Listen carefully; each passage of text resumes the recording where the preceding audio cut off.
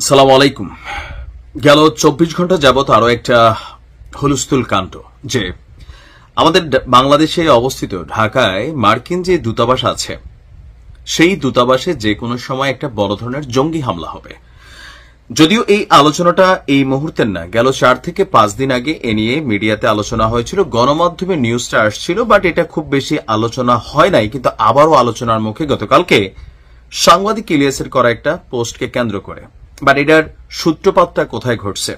মাঝখানে আমরা শুনছিলাম যে ঢাকায় অবস্থিত মার্কিন দূতাবাস বা ইউরোপীয় ইউনিয়নের যারা এখানে এম্বাসিগুলো আছে অথবা যাদের কনসুলেট আছে, তারা নিজেদের নিরাপত্তার জন্য একটা আলাদা বাহিনী তৈরির পরিকল্পনা করছে, যেটার কমান্ডিং এ থাকবে তাদের দেশের কেউ, আর সদস্যরা হবে আমাদের দেশের, বেতন ভাতা তারা দিবে।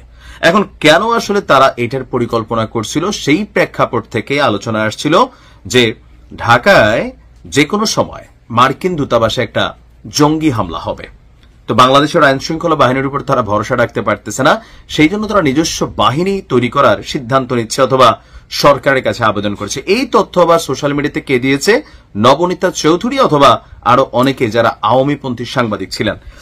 এরপর পরই বিষয়টা নিয়ে আমাদের গণমাধ্যম মুখোমুখি হয় আমাদের পররাষ্ট্র উপদেষ্টার। তো পররাষ্ট্র উপদেষ্টার যে বক্তব্য, সেই বক্তব্য অনেকটা লাউড অ্যান্ড ক্লিয়ার। তিনি বলছেন যে আমার কাছে এই ধরনের কোনো তথ্য নেই, আর এই বিষয়ে কোন ধরনের কি বলা হয় যে তথ্য উপাত্ত, মানে তিনি বলতে চাচ্ছেন এই বিষয়ে ওনার কাছে কোনো তথ্য নেই। আর যদি কোনো হামলার পরিকল্পনার কথা বলা হয়ে থাকে, সামহাউ সোর্সটা কি যাই হোক, সেটা ইনফরমাল, অর্থাৎ অনানুষ্ঠানিকভাবে আলোচনাটা হয়েছে এবং সেটা পররাষ্ট্র উপদেষ্টা জ্ঞাত নন, তার কাছে এই সম্পর্কে কোনো কিছু তথ্য নেই। সাংবাদিকদের প্রশ্ন ছিল যে মার্কিন দূতাবাসে হামলার আশঙ্কার কথা সরকার কি ব্যবস্থা নিচ্ছে বা মার্কিনীদের তরফ থেকে কি কিছু জানানো হয়েছে। তো ওনার স্পষ্ট বক্তব্য যে আমি যদি আপনাদেরকে দেখাই, তিনি বলছেন যে আমি কিছু জানি না, নিরাপত্তা সংক্রান্ত বিষয়গুলো স্বরাষ্ট্র মন্ত্রণালয় আপনার বলতে পারবে। এর মাঝখানে যে গণমাধ্যমে খবরটা আসছিল, ঢাকার মার্কিন দূতাবাসে কর্মরত সুনির্দিষ্ট একটি ধর্ম পালনকারী কর্মীদের এবং এর পাশাপাশি বাংলাদেশি কর্মীদের আক্রমণের পরিকল্পনার কথা আপনার বলা হয়েছিল। তো এই ঘটনাগুলো আসলে এই মুহূর্তে কতটা বাস্তব ভিত্তিক? এখন বাংলাদেশে যেভাবে ধরেন ডক্টর মোহাম্মদ ইউনূস সরকার আসার পরে বা দীর্ঘ একটা সময় আলেম ওলামা যারা ছিলেন, কিছু তো রাজনৈতিক আলেম আছেন, এখনো আছেন, ডক্টর ইউনূসকে যারা আগে সুদখুর ডাকতেন এখন নেয়ামত হিসেবে ভাবছেন। আবার ধরেন আগে আওয়ামী লীগ ইস্যুতে যারা রাজপথে বা ওয়াজের মাঠে বয়ান করতেন, এখন আবার বিএনপি ইস্যুতে বয়ান করেন, মাঝে মাঝে ধমক টমকও খান। তো এরকমও কিছু আছে, আবার কিছু আছে প্রকৃত আলেম, যাদেরকে হয়তো বিভিন্ন ভাষায় তারা কথা বলছেন, অনেক কিছু ইন্টেনশনালি তৎকালীন প্রেক্ষাপটে আওয়ামী লীগ মনে করছে যে না, এদেরকে ধৈরা জেলে পুরানো দরকার, ইভেন এদেরকে জঙ্গি তকমা দিয়া বিভিন্ন সময় ডিস্টারবেন্স করা হয়েছে, এই সংখ্যাটা কম না। তো তারা অনেকেই মুক্ত হয়ে গেছেন সরকার আসার পরে, অনেকেই। তো মুক্ত হওয়ার পরে পশ্চিমারা হয়তোবা কনসার্ন করছে, আবার আওয়ামী লীগ তাদের লবিস্ট নিয়োগ রাখছে।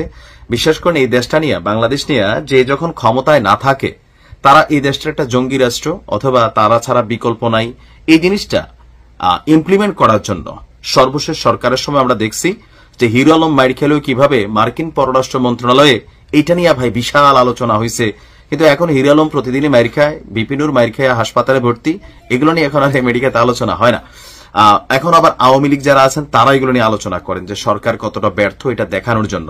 মোট কথা, বাংলাদেশ নিয়ে রাজনৈতিক নেতাদের, রাজনীতিবিদদের, আর আমরা যারা যে বিচি কর্মী আছি দেশে বিদেশে যে যেখানে আছি, বুঝি না বুঝি দেশের স্বার্থ, রাষ্ট্রের স্বার্থ, মানে মোট কথা হচ্ছে যেটা দিয়ে পেজ ক্যামেরা ফেসবুকে অথবা সোশ্যাল মিডিয়াকে উত্তপ্ত করা যায় এবং বাংলাদেশকে নিয়ে নোংরামি করা যায়, এটা আমরা পরিপূর্ণভাবেই করছি। দিন শেষে আমার দল আগে থাকতে হবে, ক্ষমতায় আমার দল থাকলে বাংলাদেশ ঠিক আছে। কিন্তু এখানে দেশের স্বার্থ জরুরি। যে বা যারা এই ঘটনাগুলোর কথা সামনে আনছেন, আমি জানি না কেন আনছেন। সরকার কনসার্ন অবশ্যই আছে, আমাদের গোয়েন্দা সংস্থারও আপডেট থাকা উচিত। দেশে একটা অস্থিতিশীল পরিবেশ আছে, অস্বীকারের সুযোগ নেই, তবে সেই ক্ষেত্রে আমাদের গোয়েন্দা তথ্যগুলো খুবই গুরুত্বপূর্ণ। এখানে বিশেষ করে যে কোনো একটা অনাকাঙ্ক্ষিত ঘটনা ঘটলে সেটা আসলে সামলানো অনেক কঠিন হয়ে যাবে। যাই হোক, ভালো থাকুন। আসসালামু আলাইকুম।